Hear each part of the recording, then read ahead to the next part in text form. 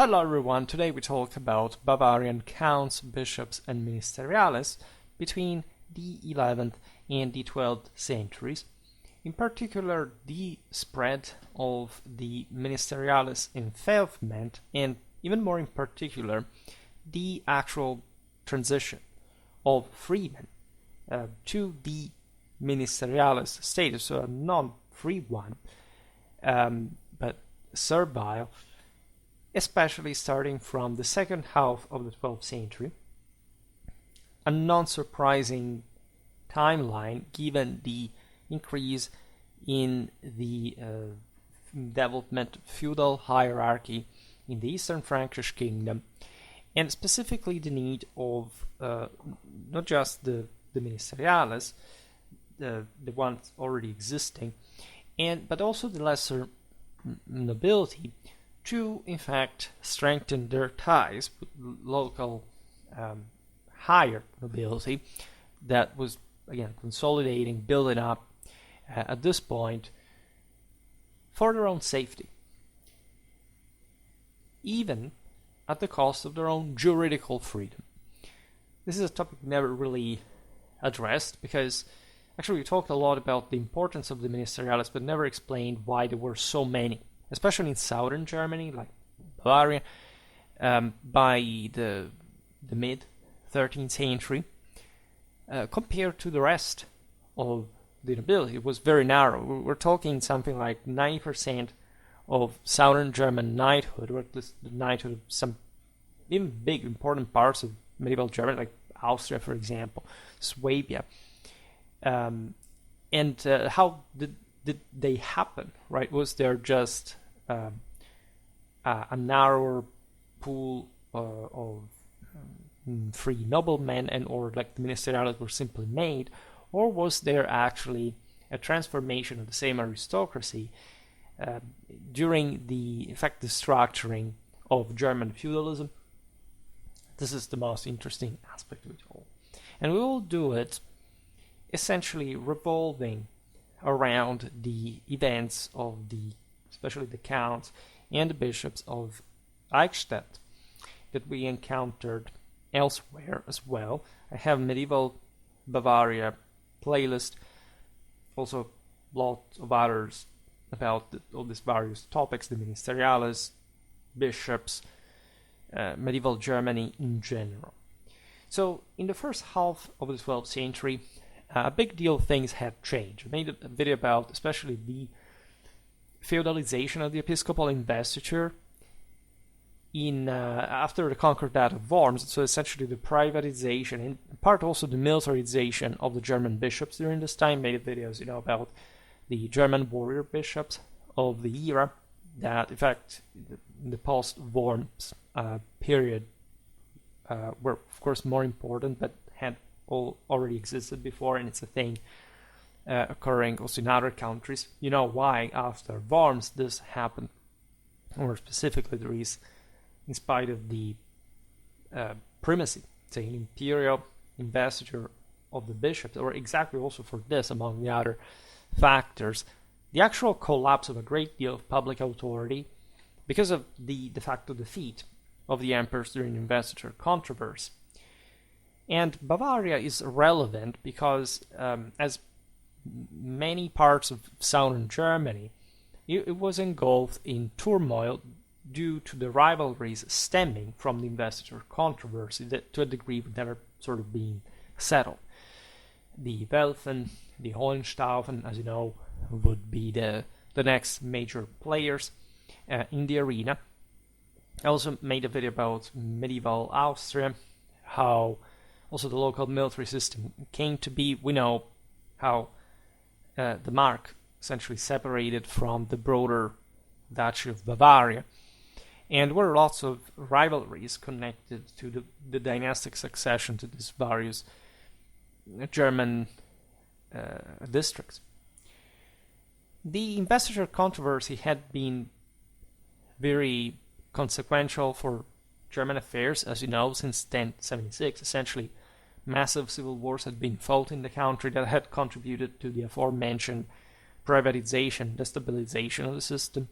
Starting in 1139, the Bavarian aristocracy became embroiled, in particular in a fresh conflict over the Dutch involving the Swabian prince Welf VI, who acted on behalf of his nephew Henry the Lion, the Welf claimant to Bavaria, as well as the Babenberg margraves of Austria, who had been designated Dukes of Bavaria by their half-brother, the Swabian Conrad III.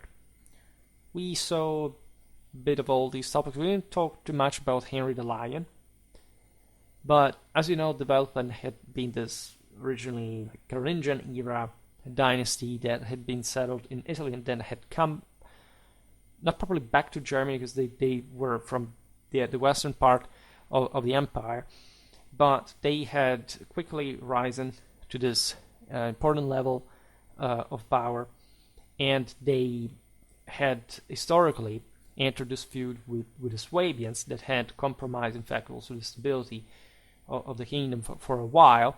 It's not until, in fact, the rise of Frederick Barbarossa that had both Hohenstaufen, I mean, he was a Hohenstaufen, but also had a Welfen motherly blood.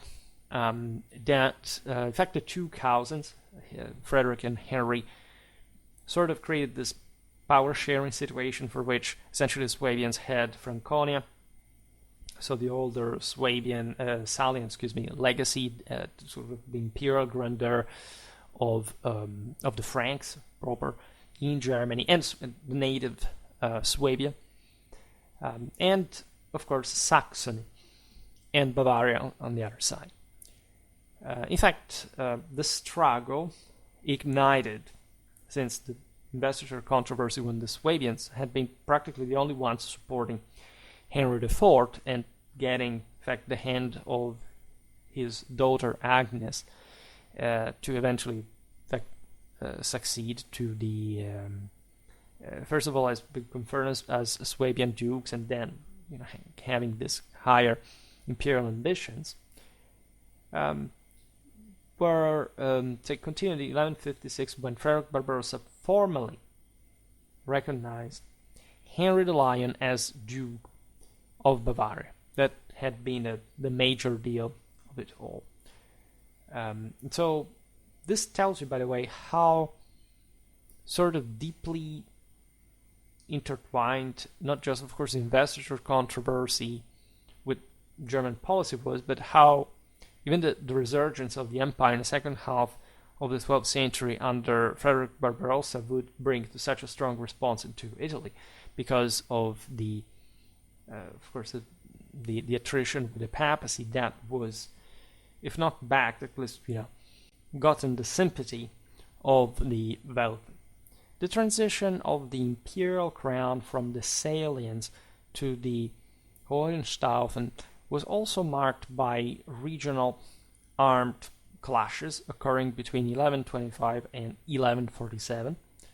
Just for having them rising to power to a degree, I am preparing a timeline video about the German kingdom specifically that also clarifies a bit this sequences, because we can't talk about lots of things, but also linear evidential explanation of how of the very succession of rulers is really crucial to understand what was going on. And important parts of Bavaria had actually been ravaged.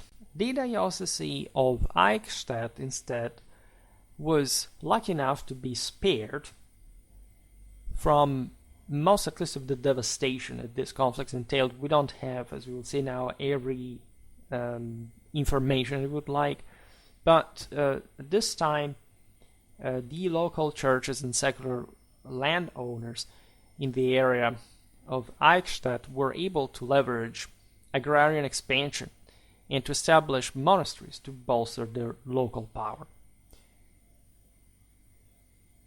The most famous historian of the period, and from the same Bavaria, is notoriously Otto Freising, 1138-1158. He vividly illustrates such Bavarian feuds, of which himself considered himself one of the victims. Eichstätt was spared and or managed essentially to flourish in this period instead. Although, as we were just saying, sources provide limited details about the comital and episcopal lands and their specific administration before the 13th century, when we finally can see more clearly in the matter, it is clear that the local bishop Gebert II and his brother, the Count Hartwig of Gögling, that was an advocate for the cathedral church, so essentially an enforcer slash protector for the bishops that did not have faculty to, for example, comminate the penalty, at least to have it executed properly, asserted their authority in this area that is quite strategic, as Eichstätt lays essentially in the Franconian-Bavarian frontier. That is, so this is the Upper Franconia, Northern Bavaria. So it's also a relatively isolated one, but one that is also growing, as the same Eichstätt case proves.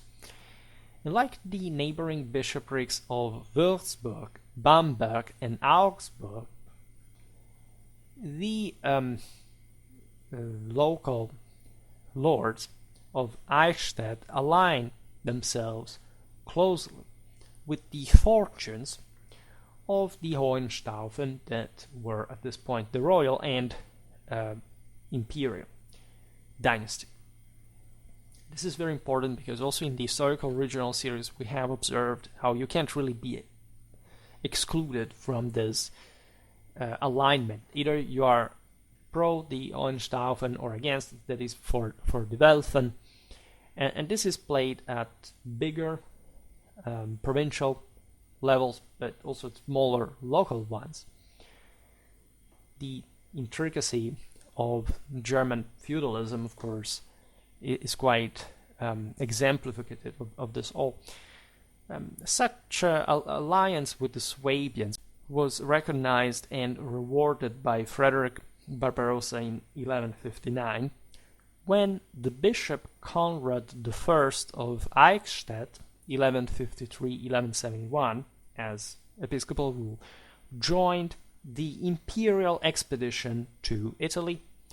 This is very important because also, as we will develop further and remember from other videos, the ministeriales composed the wide majority of the imperial forces in Italy as part, in fact, of the mostly episcopal contingents that were provided for those expeditions, for many reasons that we not digress on. Essentially, the bishops required some sort of greater protection, so they tended to side with the emperor against the lay lords, and the easiest, let's say, the greater capacity of protection attracted this other ministeriales as well, some of whom were actually free noblemen, but feeling squeezed against more powerful ones, decided to become ministeriales to actually receive more security, right? And siding in this case with the Hohenstaufen. So the Germans are not really enthusiastic to participate to the Raumfahrt because they are, not interested to go fight and die with enormous expenses, even if they had come back alive in a faraway country across the Alps. The imperial intelligence, however, managed to mobilize this resources from also the more enlightened components of the country. It's in Lombardy, at Lodi, that it's a bit the symbol of the Ghibelline policy, at least for a while, because these were the guys who had originally called Frederick to curb Milan due to her aggressive expansionism against this neighboring communes. The Emperor Frederick confirmed the transfer of significant royal property along the river Altmühl to Eichstätt and placed the Augustinian canonry of Reddorf, established on this land, under his protection. This shows how the extension of imperial royal protection occurred. Remember that the Hohenstaufen have this great dream, aside from the Roman, the Italian, and Mediterranean one, of creating a southern German super-state of sort, like to essentially monopolize the control over the Alpine passes to facilitate, in fact, their southern adventures. All right. And everything passed through this, of course, mutual assistance in case of need. At this point in history, Germany is really expanding a lot. Actually, the same reign of Frederick Barbarossa mirrors that full kicking in of essentially what was the Western Frankish feudal model into Germany that Barbarossa actively pursued to consolidate, in fact, a more feudal state-like administration. Germany, up to this point in history, is still a very primitive, backwards country, especially in the extensive woodlands north of the Danube. So southern Germany is actually fairly rich, just by European standards, also the Rhineland. And the south of the country especially offers, as we've seen, for this tidier feudal reconstruction. Eichstätt is located exactly at the frontier of this sort of, in fact, what was the boundary of the Roman Empire, like the Danube River itself. And north of this, so in the sort of wilder part, the 12th century marks a vigorous period of land clearing, manor establishment, stone castle construction, and the founding of religious houses. In 1129, for example, the Saint Bishop of Eichstätt and his brothers founded their own abbey at Plankstetten. However, the principal evidence of Bishop Gebhard and Count Artweg's effort lies later in the enfeoffment of a new group of knightly ministeriales, which we will concentrate today on. Essentially, together with the feudal expansion, of course, you needed some knights to control, settle, so to clienterly order and dispose of. These were the backbone, the bulk of manpower, qualitatively meant of such lords in southern Germany. It has been shown that the ambitions of the lay nobility, the church, and the crown were at this point all heavily supported by the services of their armed retinues of ministeriales. Unfortunately, what we would really like to know about this period is pretty scanty, because, as we were saying before, until the 13th century we do not have a great deal of understanding of how these mechanisms happen. They're not documented. So I actually made videos about the 13th century ministeriales, say their inheritance, practice, how they were settled, etc. Of course, they were there, especially from Ottonian times, in a consistent way, so they were not a novelty in the German landscape. So all their, and the German landscape especially, so there were all some customs and practices that unfortunately we can't quite document at this point because of the nature of Germany herself. However, from the 13th century evidence, we can start, of course, realizing at least how these dynamics could have been working before. Some of it is relatively easy, some instead is more controversial. So we witnessed, as we've seen especially in Eichstätt at this point, an agrarian expansion, the enfeoffment of ministeriales, and castle building. This is feudalism 100%, This is all an obviously interconnected dynamic that lays at the root of the consolidation of princely authority in Germany historically. This is true for the entire country. The 12th century is really a crucial moment, in a sense, like even more than the 13th. Now, the bishops of Eichstätt had ministeriales before the times of Bishop Gebhard II.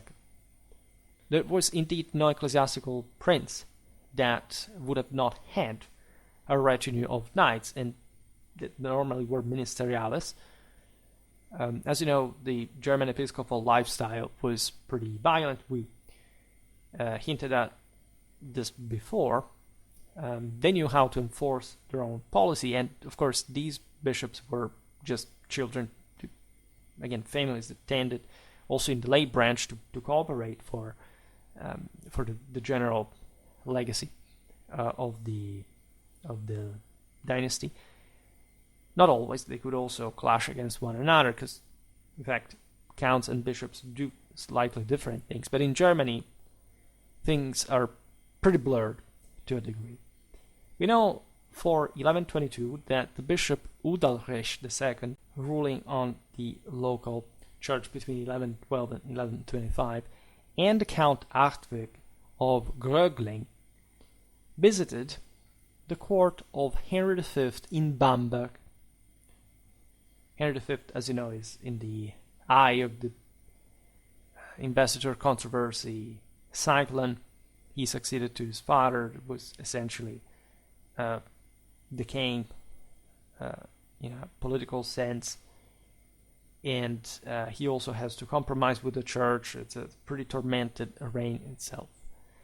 And on that occasion, the bishop and of Eichstätt and the Count of Grögling had been accompanied during this this imperial visit by a couple of tens of ministeriales altogether.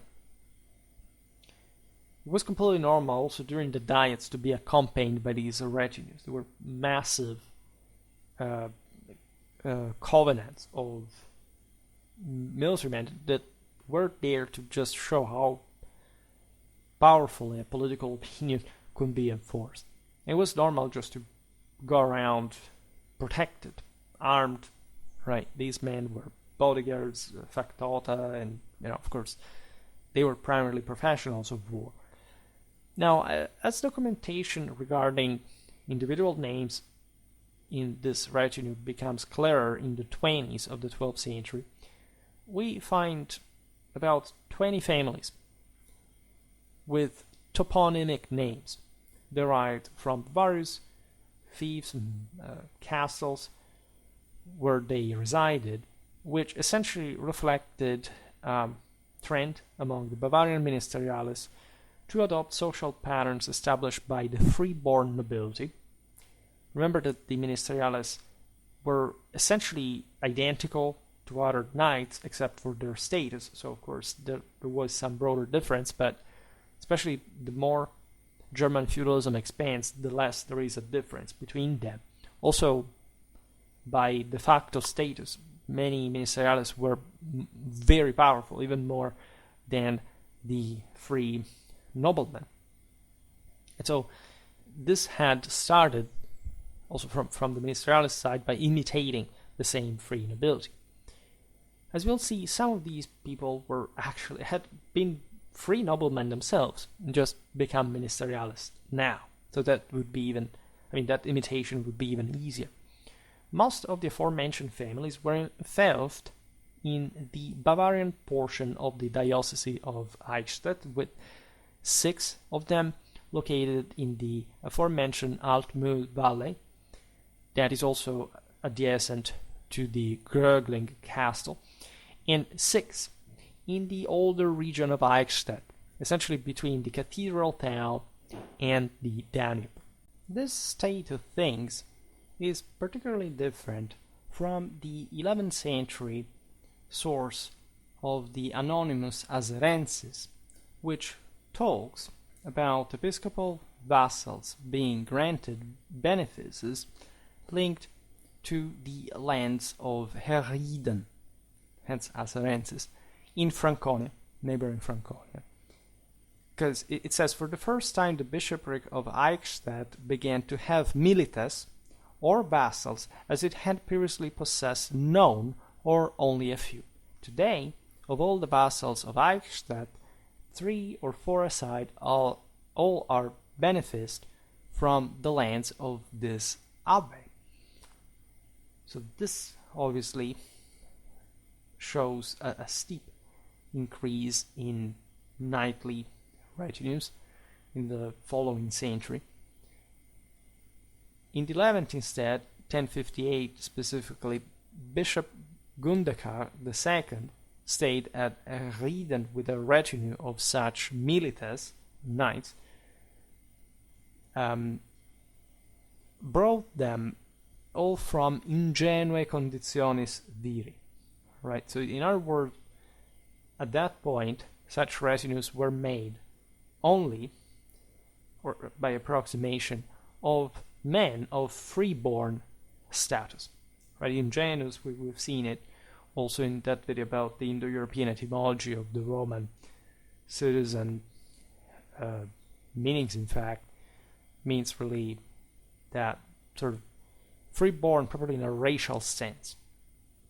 And here actually it's said in Middle Latin, ingenue conditionis, so of a status, right? But viri still, so people that were definitely not ministeriales, that existed at the time as well. So essentially what we're witnessing from the mid 11th century and the beginning of the 12th is a brusque shift in the juridical status of the lordly military retinues, essentially their vassalic clienteles, from in fact freedom, right, personal freedom, to personal serfdom, which doesn't naturally reflect just, I don't know, they're not equal, right? Things change all around in the meanwhile. As we just recalled, ministeriales would actually be pretty similar also in lifestyle to the free-born knights. However, you cannot fail to realize that what had happened exactly between the 50s of the 11th century and the 20s of the 12th was the investiture controversy, and a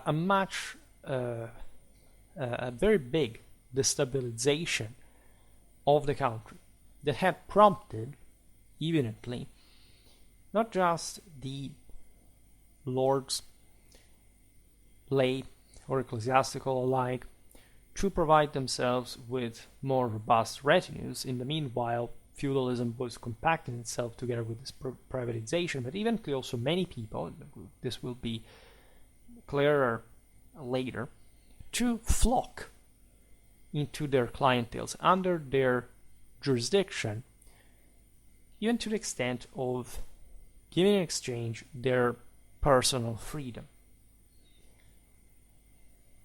The legal status of the descendants of the aforementioned free vassals of 1058 will recur now, because in the second quarter of the 12th century, Bishop Gebhard II and Count Hartwig of Grögling leveraged their resources to expand their ministeriales retinue through enfeoffment, resulting in about 90, so it's a lot, identifiable families based on toponymics. And many of these names are preserved in witness lists for charters dating before the mid-12th century. This is really typical, right? Documents with the signature of these people, that's basically all what we have. And were later confirmed by evidence of the lands and castles held by such families as late as the 13th century. which also speaks, of course, of an important degree of settlement continuity. The ministeriales were actually mobile.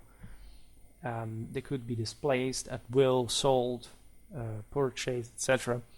But in many cases, they were actually settled, say, for good in these lands, from which they would also essentially lose, especially during the 13th and by the 14th century, their servile condition. They would essentially become free knights like all others. But at that point, princely power was skyrocketing, and so their condition was not necessarily even better than what had been before. That's why so many of them become mercenaries and go abroad in such function, for example. We also have other important sources to document this transitional phase. For example, the cartulary of the prior Lucas Tainza and the records of land grants of the Augustinian priory at Berchtesgaden in the Bavarian Alpine foothills, founded shortly after the beginning of the 12th century by the Counts of Sulzbach, prompted by one of their numerous inheritances.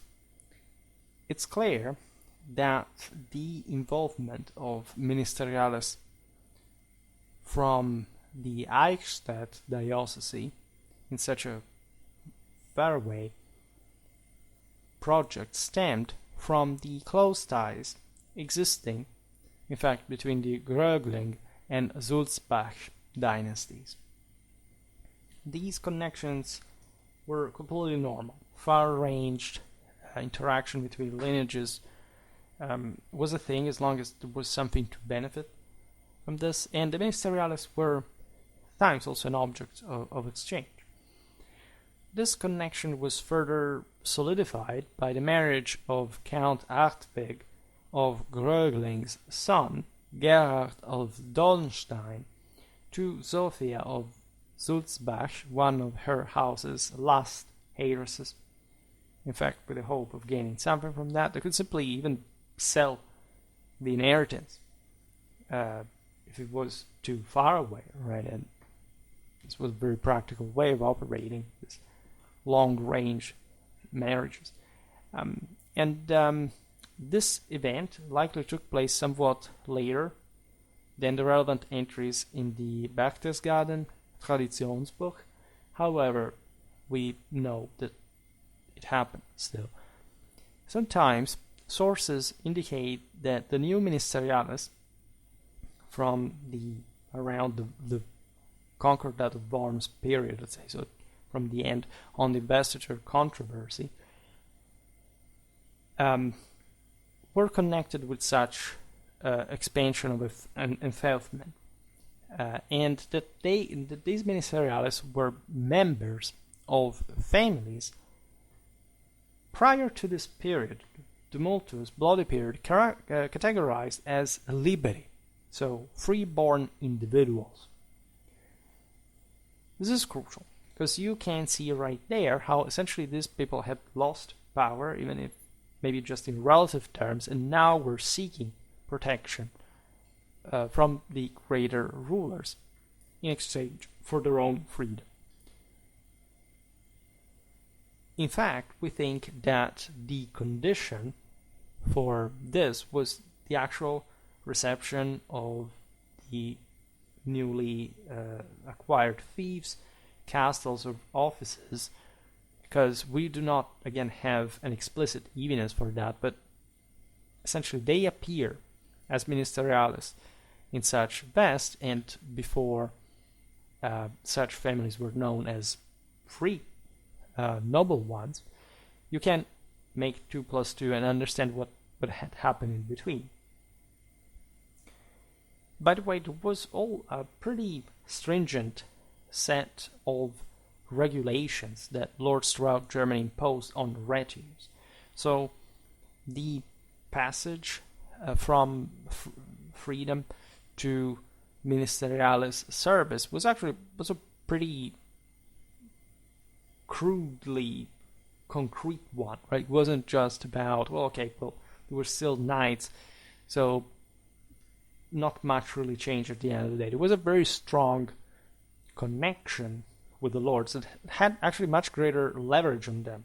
In fact, it was not even the status per se that would change their lifestyle, but how, say, frequently the lord could ask for specific performances. In 1147, Conrad III of Hohenstaufen confirmed to the abbot Wibald of Corbeil in Saxony that the same Wibald was permitted to convert free men, or literally liberi homines, into ministeriales of his church. This is a pretty candid example of such transitional procedure.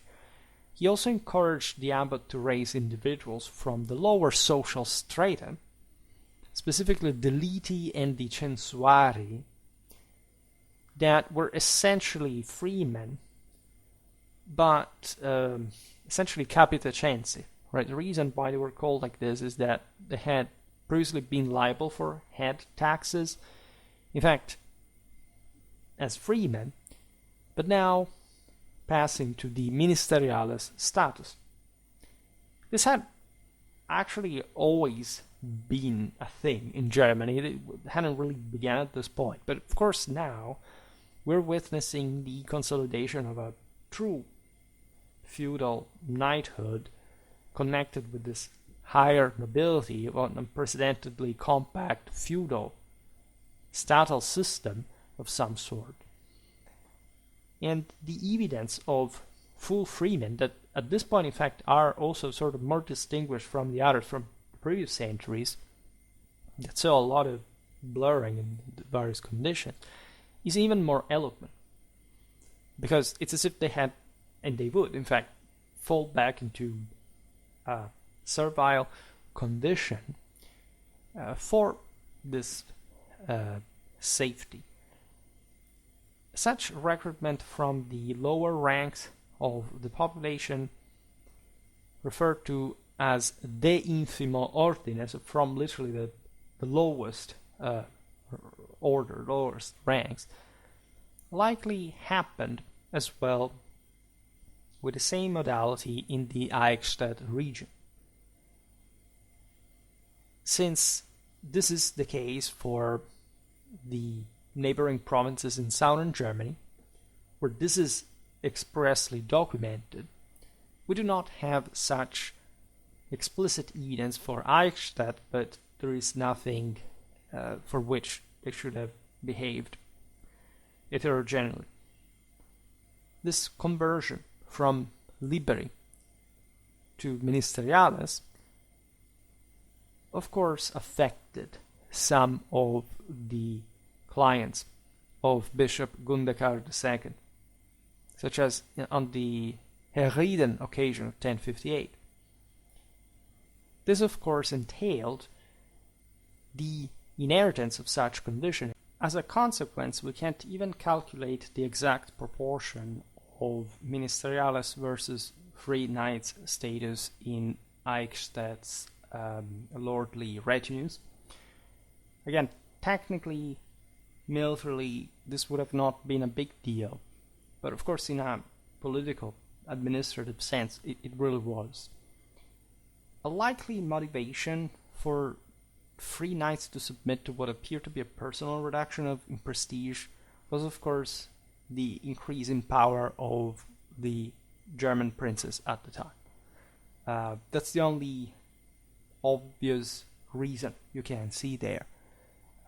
This was initially showed by the benefits granted by the ministeriales of the Bishop of Bamberg. That was a quite important one in the region. We are as early as the 60s of the 11th century, which actually shows, of course, a dynamic that goes beyond the investiture controversy crisis instability, or maybe, of course, they realized that the storm was coming and they secured their condition before it happened. But indeed, the catalyst of this process was the same crisis of the late 11th, beginning of the 12th century. For the neighboring diocese of Freising, Conrad III of Hohenstaufen had confirmed as the king of Germany in 1140 that the bishops ministeriales would enjoy the same libertas, thus a status of privileged autonomy, as in virtue of their imperial ministeriales condition. This was valid also for the ministeriales of other cathedral churches. So the status of ministeriales under a cathedral church in particular represented a compelling opportunity. As we explained before, especially the ecclesiastics felt more threatened by the investiture controversy. They mostly stuck with the king because the lay nobility was more powerful, more aggressive, and of course they wanted essentially to prevaricate them.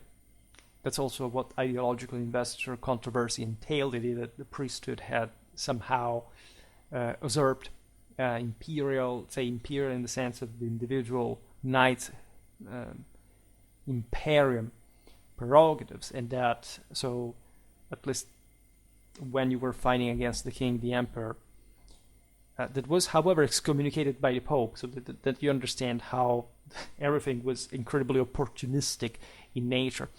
Also when clothed by some ideological sense, would have been this protector of evil, fundamentally this antichrist, and so everything could do in such a politically fragmented and unstable region in Europe. We see that during the 12th century, the Liberi families, identifiable by their toponymics, became ministeriales of the bishops of Eichstätt in the following locations: Beingoris, Buch, Dachstetten, Eggweil, Eichstätt itself, Emsheim, Enkering, Konstein, Lehmingen, Thalmessing, Trogenhofen, and Walting. So when we look at the 13th century thresholds, we realize that the bishops of Eichstätt did not have any more something like free milites as vassals in their retinues, with the only exception, thus confirming the rule, of the Knights of Absberg. So there wasn't, of course, a totalizing need to do this. Every knightly contract was basalladically different, right? It wasn't an equality of condition under the ministeriales and the free knights. There were some, of course, laws, some rights that regulated, expressed this, but also everything depended on the individual family, their power, how they connected with the lords, and so on. So this passage from liberi to ministeriales is particularly clear during the 12th century, and largely orchestrated not just by the bishops that were looking at Eichstätt, but also the counts themselves through their enfeoffment initiatives. For example, between the death of Bishop Gebhard II in 1149 and 1196, which is the year in which the dynasty adopted the same arrangement for the diocese with Hartwig of Dornstein as bishop and his brother Count Gebhard I of Hirschberg as advocatus for the diocese. We talked about these in other videos. You can check Eichstätt out.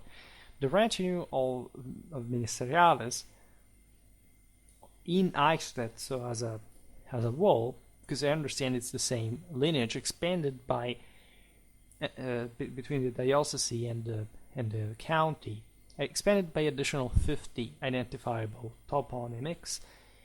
This itself mirroring what we're just saying, that the more powerful these princely conglomerations became, and the more they essentially expanded their territorial authority, the more free knights would want, aside from fear from outside factors, that they would actually seek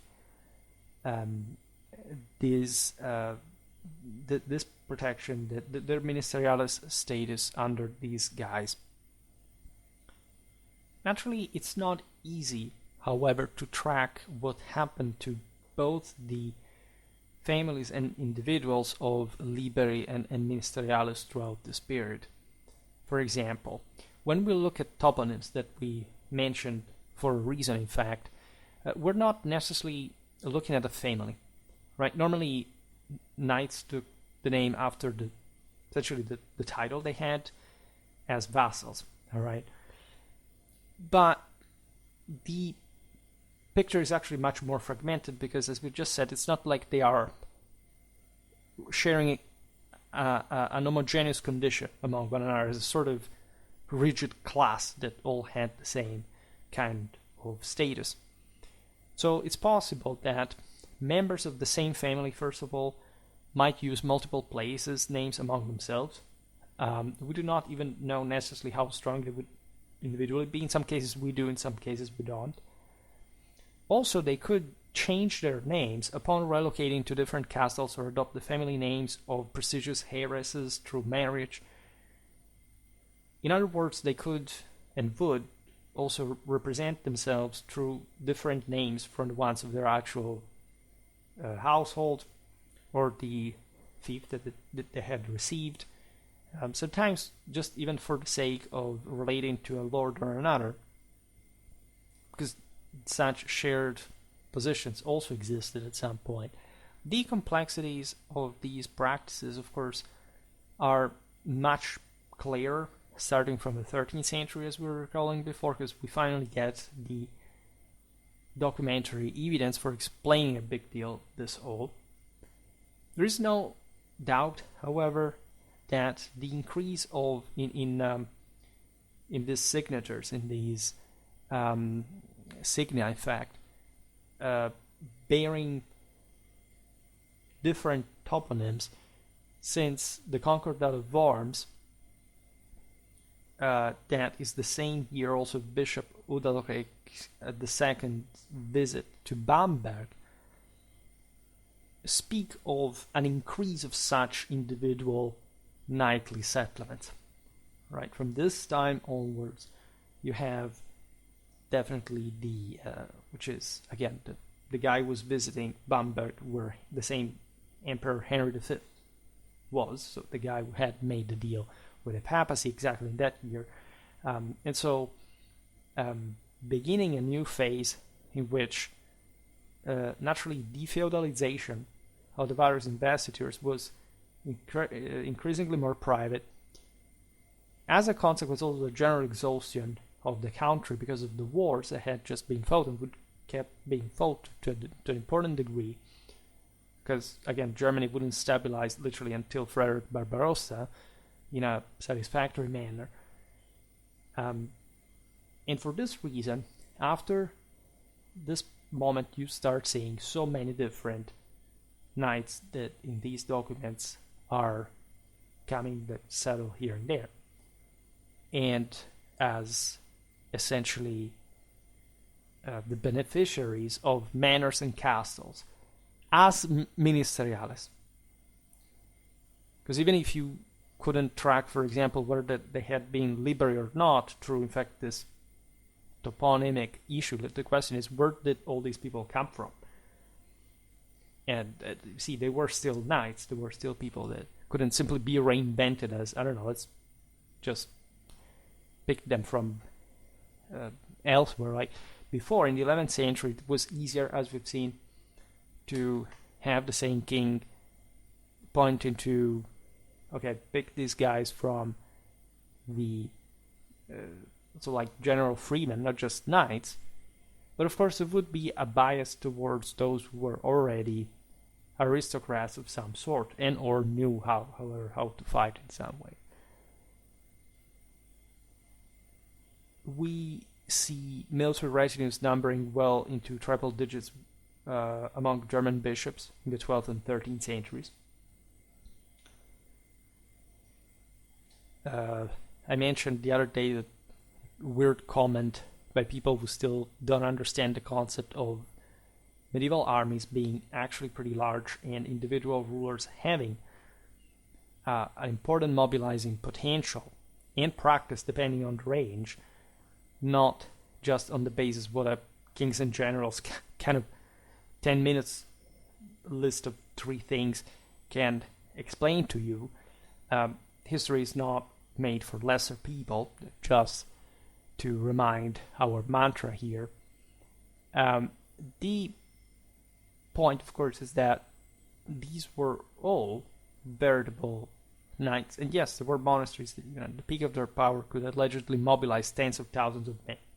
The case of Fulda, for example, could. That's not necessarily that they would, but on parchment, they definitely could, because the relational dependency existing between these actors was that one. And there were such forces that could be levied depending on the intensity of whatever reason who could or would go to war.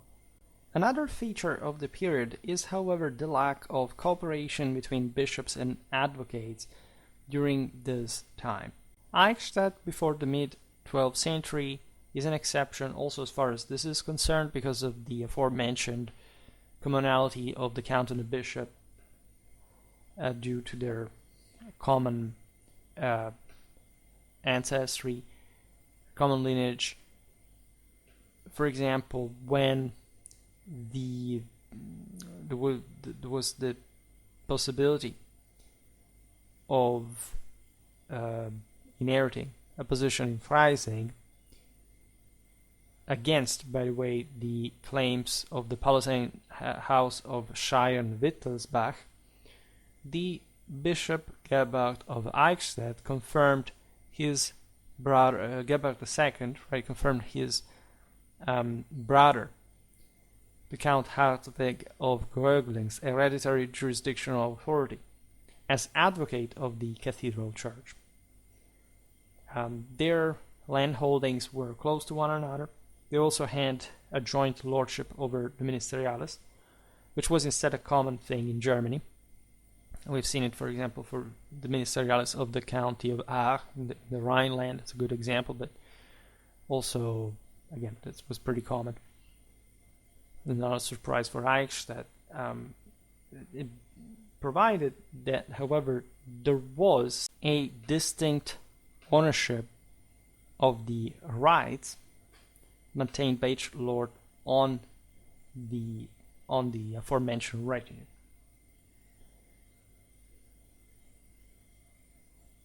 By the beginning of the 13th century, we realize the great number of ministeriales having been enthralled with the aforementioned procedures. This mirrored in the case of Eichstätt the growing floridity of the diocese, with the Grögling-Dolnstein lineage benefiting from the endowment they received in 1188 as part heirs to the Counts of Sulzbach, that, as you realize, had been a good deal. Plus, they had by this point acquired new manors, castles, other ministeriales, because you could simply buy them, right? And towns. The most precious asset was likely the advocacy, so again the protection, the sort of the rule to some extent of the Castle Abbey. Castle, literally, this is German, not castle in English, which had partially supplied monks to their own abbey at Plankstetten. The rise in power of the Grögling-Dolnstein dynasty in this Bavarian part of the Eichstätt diocese is the Hirschberg castle, located near the same abbey of Plankstetten, rebuilt around 1200 as the main residence of this house. The castle of Hirschberg had a very important strategic relevance as it was located roughly at the same distance between the castle of Dolnstein near Eichstätt and the Sulzbach castle near Kastel, marking the boundaries of their estates, as a matter of fact. Understand how, also in fact, during this time, German principalities are compacted, at least at a local level. Then, of course, 13th century begins, especially since the demise of the Hohenstaufen, but already from a bit before, like the increase of veritable provincial estates that would, in a sense, like dominate in the smaller ones. But of course, even at these lower levels, they were not irrelevant, right? There was such broader recompaction due to patrimonial strategies and so on. As a consequence, you can read such dynamic through the amount of ministeriales that, of course, these princes owned, but also in perspective of how fast and effectively these dominions had emerged, like over this comparatively and diachronically, so with other principalities. The bishops of Eichstätt and the counts of Hirschberg by the early 13th century were really powerful lords.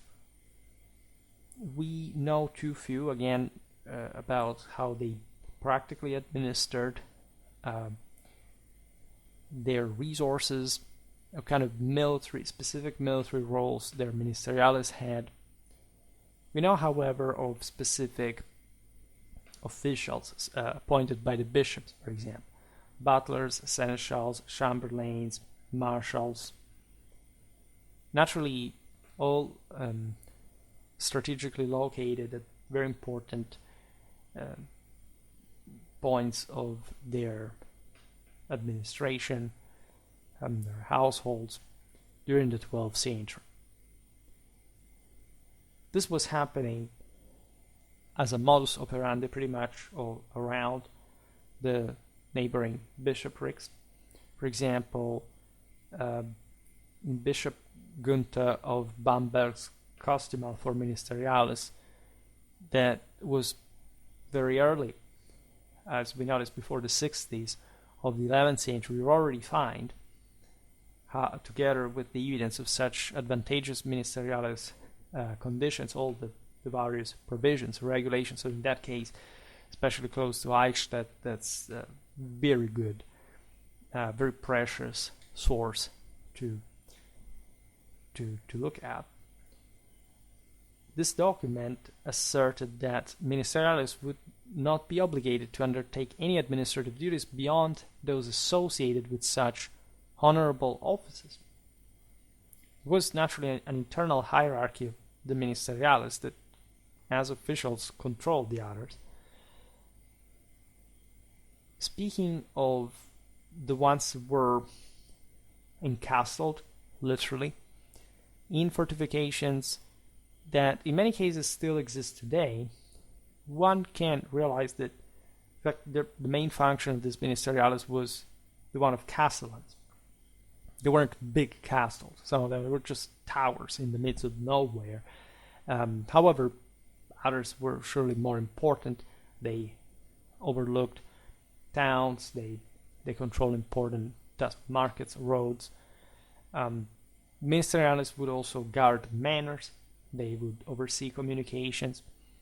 They managed the woodlands that were incredibly important in Germany, not only, but especially in that country because of their extension, the wealth that derived from them.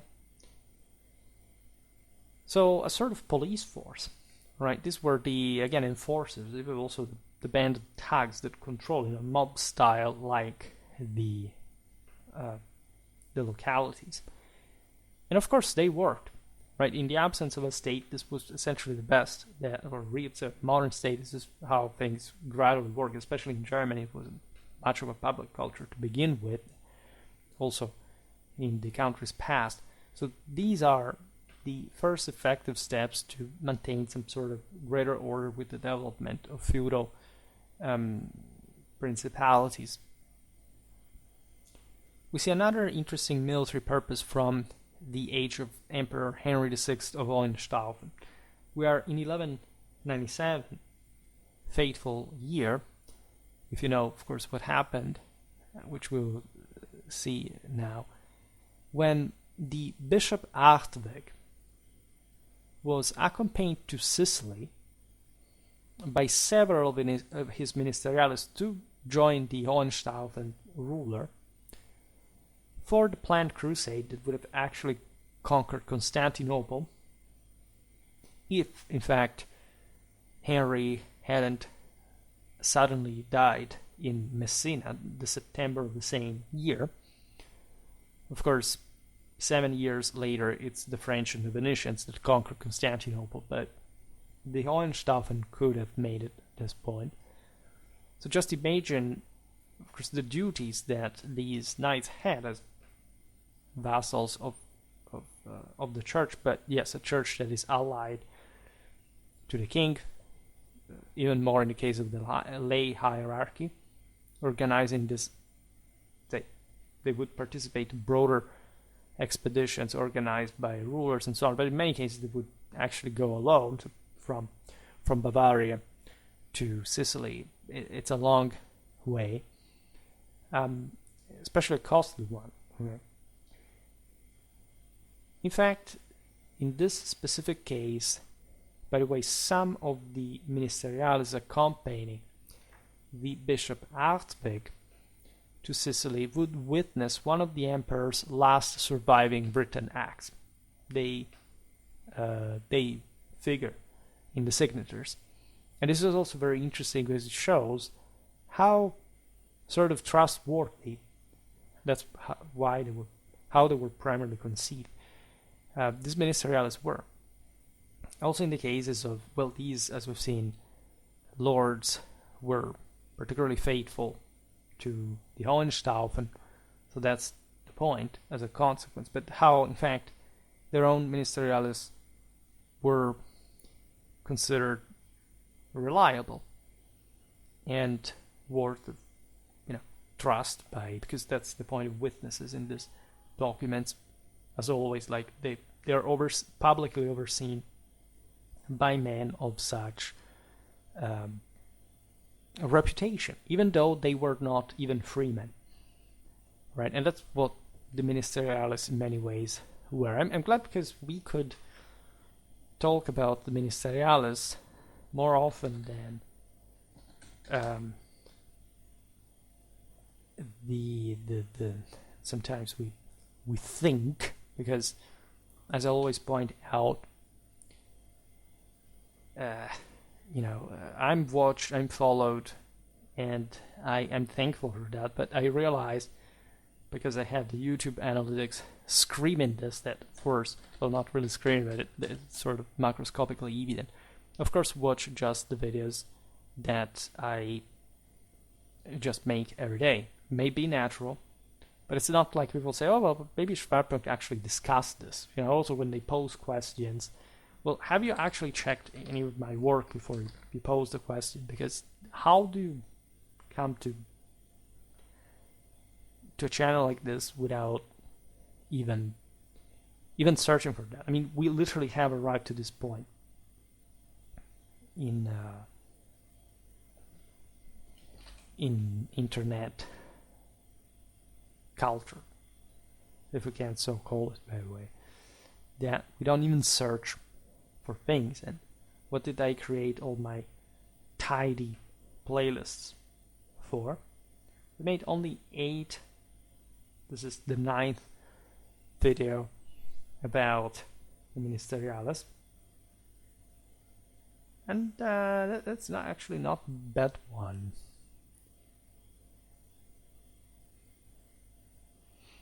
Nope. We talk about Eichstätt again. There is the Hirschberg-Eichstätt War, which was a feud between the counts and bishops in the 13th century. Those relations sort of broke down. Today we talk about the 12th, and yeah, that's a good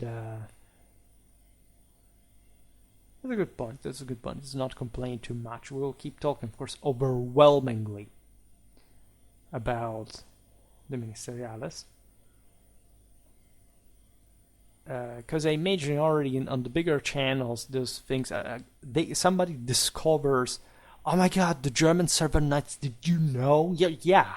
You know, if you actually have an elementary education in medieval history, you should know. But they sell you this stuff as if, oh my God, this is such a researched thing, such an important. My God, how did this guy find out?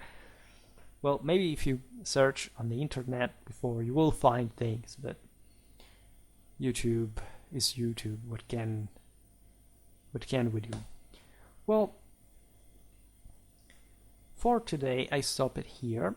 I just hope that you enjoyed this video. If you did, please share it. Otherwise, leave a like or subscribe to my channel if you're interested in my upcoming content. As always, I thank you heartily for listening to me. I wish you a nice time and see you next time. Bye.